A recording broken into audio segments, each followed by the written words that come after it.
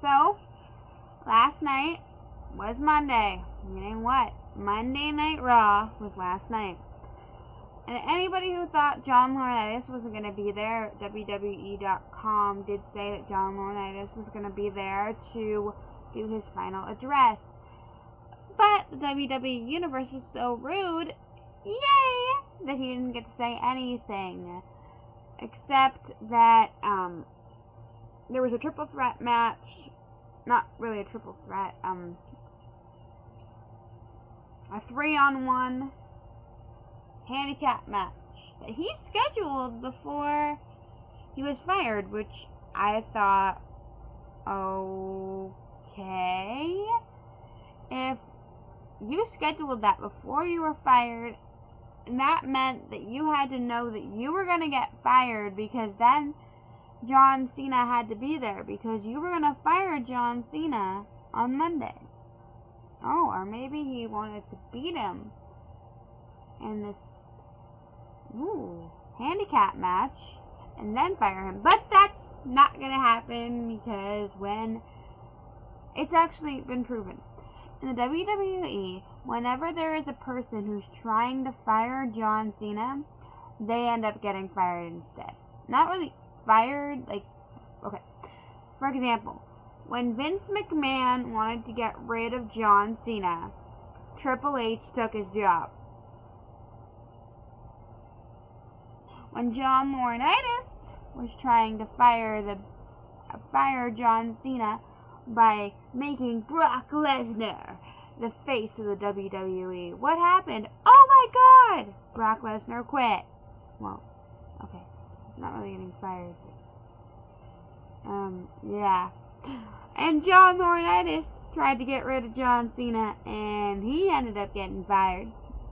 But now we have different general managers and stuff. Like, this general manager for Monday night was Mick Foley. Yay! He's so much better than John Laurinaitis. What they're going to be doing is every week they're going to be bringing up a past GM until they assign an actual general manager. But I think that Theodore Long, Teddy Long, should be general manager, because Theodore Long was already general manager of SmackDown. We know he can do his job already. And then he also has his grandkids to worry about, and blah, blah, blah. But I think it would be funny if Teddy Long becomes general manager of Raw and SmackDown, and then hires John Laurinaitis to do exactly what Teddy Long was doing for John Laurinaitis. Now, I think that would be hilarious. We also had a couple more matches. We had I can't say this without almost laughing.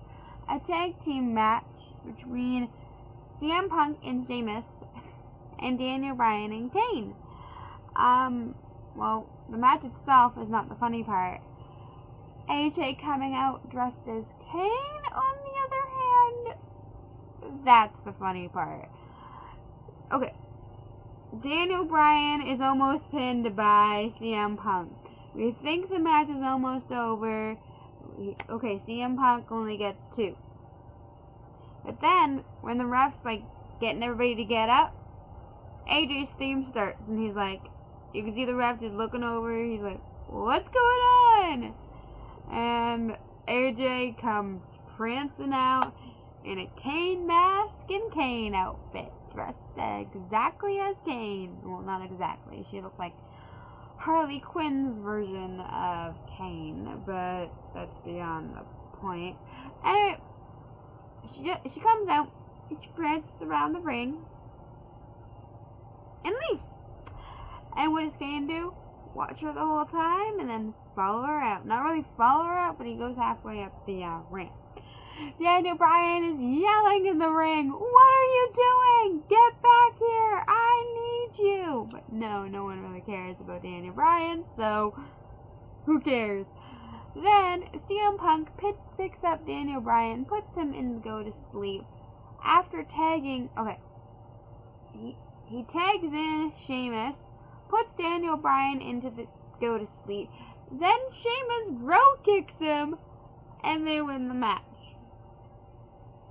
Then Cyndi Lauper showed up with some Wendy chick, I forget her last name, but she was the first ever women's champion in WrestleMania. She was in the first WrestleMania ever. Like, the first ever. I'm sorry. I'm still a little sick. And, but then Heath Slater had to come out and ruin everything. And he's like, I'm a one-man band. Hold my hand, 'cause I'm a one-man band. And then Roddy Rod Piper comes out and shuts him up. It's great. And Cyndi Lauper gets given a gold record. And Heath Slater starts up again with the I'm a one-man band. And what does Cyndi Lauper do? She takes her gold record and she slaps it over to Heath Slater's head. Thing is, though, you can see the look on Layla's face. There's blood dripping down Heath Slater's face, like he got cut, man. Like, when you get a gold record, it's a gold record. Your album cover in a frame that has glass, like a picture frame. So she put that over top of his head, so the glass embedded into his skull. Then we had that 3-on-1 handicap match, and it was all speculation. John Laurinaitis said to the Big Show earlier in the show, you, sir, are going to knock out Cena, and then I'm going to go for the pin. That's exactly how I'm going to win. You know what the Big Show did at the beginning of the match? He walked away. He said, I don't need this. I don't need you. You're not the boss anymore. And he walks away. Okay, keep in mind. Alright, I forgot to say. John Laurinaitis has a crutch, a neck brace, and a sling. So, during the match, it's David Otunga and John Laurinaitis against John Cena. Alright, it's a little bit more fair, so I don't feel so sorry for... Not sorry for John, but I was like, come on, that is so not fair with the Big Show and David Otunga. But now it's David Otunga, and he's beaten him before. The thing is, though, David Otunga is beating up John Cena. It's going all good. John Cena almost looks like he's knocked out, so John Laurinaitis wants to get tagged in. When John Laurinaitis gets tagged in, he throws away the crutch, takes off the neck brace, takes off the sling. He was faking it the whole time, just so that John Cena would think he was injured. The look on David Otunga's face is complete humiliation, like complete betrayal. Like, he has been loyal to John Laurinaitis since the beginning. Okay, maybe not, because last week he tried to butter up Mr. McMahon, saying, oh, I can be the new GM, yay! But the thing is, though, John Cena wasn't down and out. He got out after 2. So, John Laurinaitis went to go tag David Otunga. And he begins to walk away. So, David Otunga abandons John Laurinaitis in the ring, and 3 AAs later, John Laurinaitis gets into the STF, a submission hold, and he's gone. So you know what? Bye, John Laurinaitis. I don't want to see you anymore. Bye, bye, bye. And